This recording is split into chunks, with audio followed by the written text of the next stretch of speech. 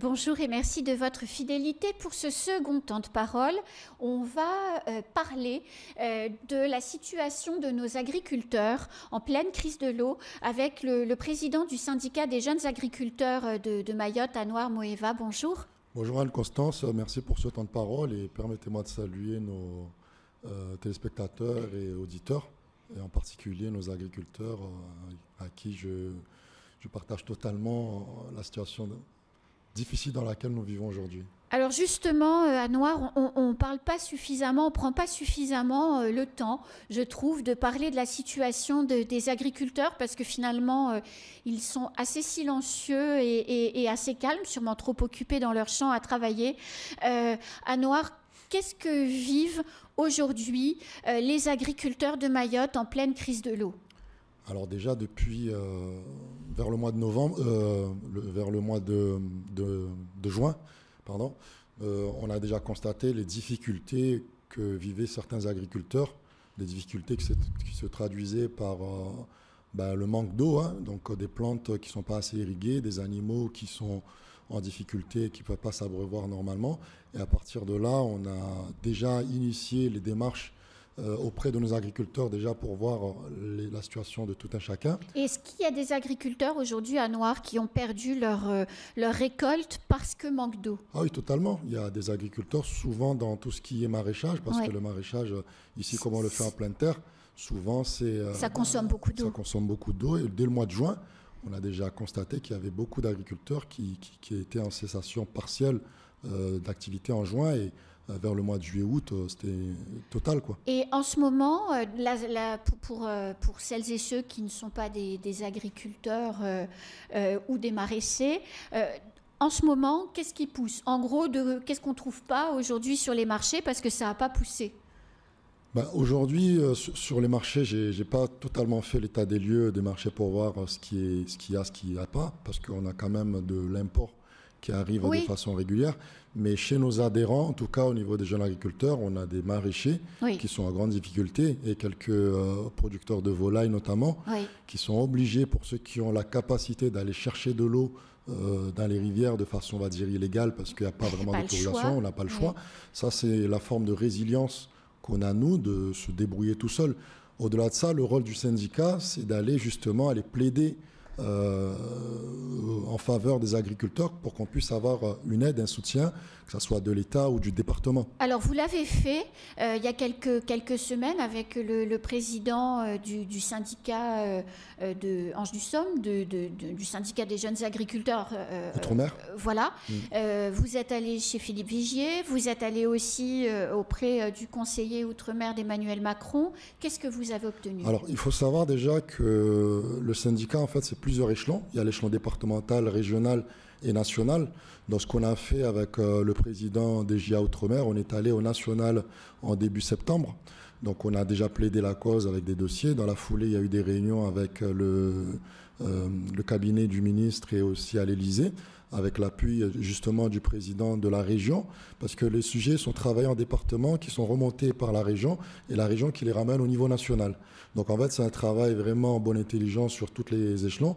Et du coup, à partir de là, nous, on avait déjà des revendications pour avoir une aide sur le immédiat et aussi sur le long terme mettre en place des dispositifs qui nous permettraient de pallier à ces difficultés qu'on vit aujourd'hui, parce que justement on n'a pas eu ce temps, il n'y a pas eu assez d'investissement pour justement pallier à toutes ces problématiques. Alors qu'est-ce que vous avez obtenu de vos rendez-vous? Alors nous, on avait demandé des aides d'urgence, une aide spécifique à l'agriculture, un forfait.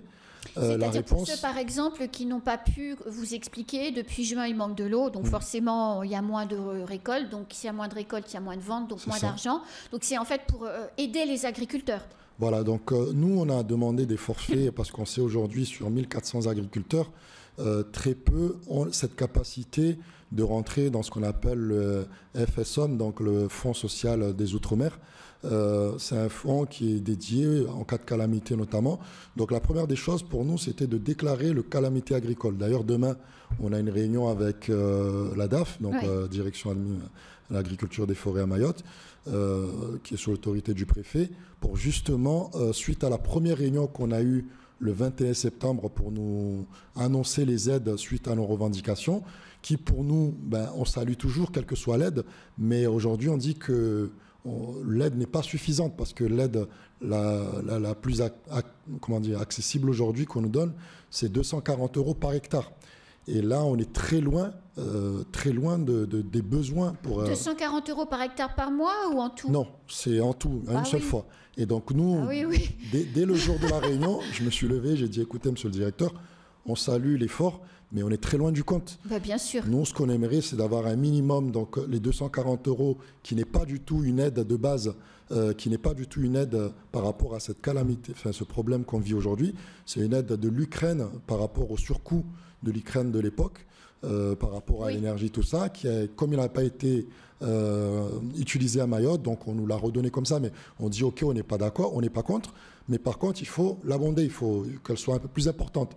Au-delà de ça, on a demandé à ce qu'on puisse avoir un forfait de 1 000 € pour chaque agriculteur, en plus de cette aide-là, qui est une prise en charge de cotisations sociales au niveau de la MSA, donc la mutualité sociale agricole. Donc c'est pour que les cotisations ne soient pas perdues parce que les agriculteurs ne peuvent pas les payer. Il faut dire les choses, Anouar. Exactement, tout à fait. Nous, on dit les choses, on les dit, on les martèle. Maintenant, on a essayé de rencontrer le préfet avant même le début septembre. Le préfet, avec ce qui se passe aujourd'hui, il est très, très occupé. On avait un rendez-vous encore il y a 2 jours. Malheureusement, ça a été reporté parce qu'il a dû recevoir à notre place les grévistes. Donc, on peut comprendre quelque part, mais à un moment, il faut se dire, écoutez, on est là, on nourrit la population. Nous aussi, on est en souffrance.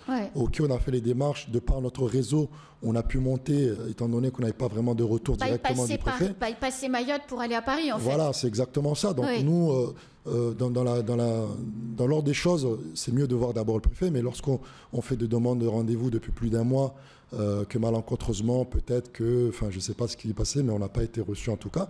On a dû jouer dans notre réseau Jeunes Agriculteurs, passer par le président des GIA Outre-mer pour pouvoir... Anouar, la calamité agricole, si elle est déclarée, donc je suppose aujourd'hui, puisque vous allez aller... Demain, c'est demain le rendez-vous, c'est ça? C'est ça.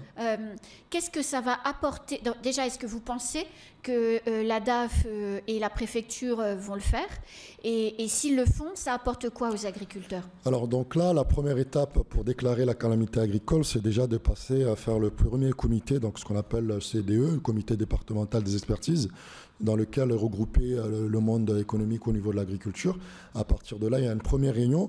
Donc il y a 2 points, la présentation du dispositif de calamité agricole. Et le deuxième point, c'est constituer une mission. Une mission qui va consister à aller voir chaque agriculteur qui se dit impacté par la calamité. Et à partir de là, il y aura toute une procédure. C'est pour ça que nous, en fait, cette procédure-là, elle va être longue. Mais c'est ce que j'allais dire. Elle va être très longue. C'est pour ça qu'on a demandé cette aide qui, d'ailleurs, a été décrétée il y a 2 jours, en début de semaine, et qui va aller jusqu'au 27 octobre. Donc nous, au niveau des jeunes agriculteurs, on va s'occuper de nos adhérents, mais j'appelle tous les agriculteurs qui nous écoutent aujourd'hui et qui nous regardent de se rapprocher de la Chambre d'agriculture pour justement qu'ils puissent les aider à obtenir cette aide-là. Donc c'est cette aide de 240 €. Oui. Donc ça, on commence par 240 €, on prend ce qu'on nous donne en quelque sorte, et puis on continue le combat pour en avoir plus. Voilà, donc moi j'étais partisan de ne pas l'accepter parce qu'à la base, dès le 21 qu'on nous a annoncé cette aide-là, je dis c'est pas assez. Augmentez-la, faites le double. Il nous faut au moins 500 €, 450, 500 €, ce qui est la moitié des aides surfacées qu'on trouve par an. Donc là, il faut être à jour. Il faut avoir déclaré une aide l'année dernière. Il faut avoir déclaré sa PAC, donc la politique agricole commune de l'année dernière. Mais ça, en général, les agriculteurs maintenant le font. Ils sont aidés par la DAF. C'est plus un souci. Donc après, les conditions pour avoir ça, c'est amener sa pièce d'identité, amener son package, donc le numéro, et aussi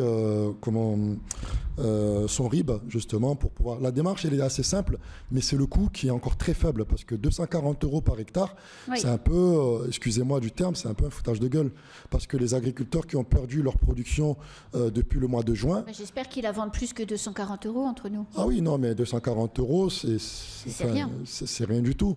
Et là, la calamité agricole, en fait, c'est que il y a à peu près, on a fait nos estimations au niveau de notre syndicat, peut-être 200 agriculteurs vont pouvoir y bénéficier par rapport aux contraintes qui sont à l'intérieur. Donc nous, on dit, OK, le dispositif, il existe, c'est un dispositif d'État, on remercie l'État de l'avoir mis en place, mais aujourd'hui, ça ne répond pas. Juste pour vous dire, nous, on a demandé que ça soit revu à 450 €. En plus des 450 €, chaque agriculteur, il y a 1400 agriculteurs qui sont affiliés à la MSA, chaque agriculteur, qu'on lui donne un forfait de 1000 € pour l'aider. Au niveau de la MSA, qu'on prenne en charge une année de cotisation. Et là, c'est un coût qui représente à peu près 2,3 millions d'euros. Ah oui, quand même. Voilà. Là, pour le coup, c'est plus de 140 €. Alors, il faut savoir, parce que là, si je compare avec... c'est peut-être pas comparable, mais sur une filière à La Réunion, la canne à sucre, on compare avec l'année dernière, il y a eu le problème de la convention canne à sucre. Les Réunionnais se sont levés, ils ont dit on a besoin d'aide. Oui. Ils ont eu gain de cause 14 millions d'euros sur 5 ans. 14 millions d'euros sur 5 ans sur une filière. Là, nous, on demande 2,5 millions d'euros sur l'agriculture mahoraise dans son ensemble. Donc, ça veut dire ça représente 3%, ça représente 3,2% du montant des Réunionnais. Je veux dire, l'agriculture de façon générale à Mayotte est en train de mourir. On a besoin d'un peu plus de 240 € et pour pouvoir nous aider. Et quand vous dites pour tout le monde les 1400, ça veut dire les maraîchers, mais les éleveurs également. Vous parliez tout à l'heure de ceux qui faisaient de la volaille, donc les éleveurs et également les agriculteurs. Alors on parle vraiment des agriculteurs professionnels. Oui. Pour nous, un agriculteur professionnel, c'est un agriculteur qui est à temps plein, qui est sirétisé et qui est affilié à la MSA, qui paye ses cotisations. Bien sûr. Voilà. 1400, il y en a 1400 à Mayotte. 1401 pour être précis.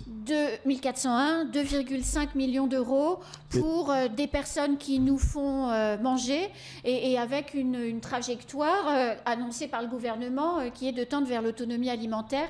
Il est évident que si on met les agriculteurs par terre, ça va être un peu compliqué. C'est ça. Moi, j'ai tendance à dire qu'on fait, mais on ne fait pas assez. On fait, mais on fait semblant de faire. C'est pour dire qu'on fait.